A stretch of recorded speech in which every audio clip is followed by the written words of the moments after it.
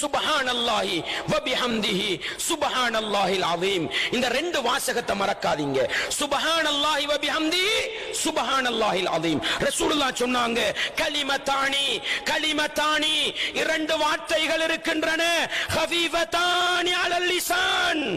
ரசூலுல்லாஹ் சொன்னாங்க, நாவுக்கு லேசான ரெண்டு வார்த்தை, நாவுக்கு லேசான ரெண்டு வார்த்தை, சகீலத்தானி ஃபில் மீசான், தராசு தட்டிலே பாரத்தை உண்டு பண்ணுகின்ற இரண்டு வார்த்தை, ஹபீபத்தானி இலர் ரஹ்மான், அல்லாஹ்வுக்கு மிக விருப்பமான இரண்டு வார்த்தை.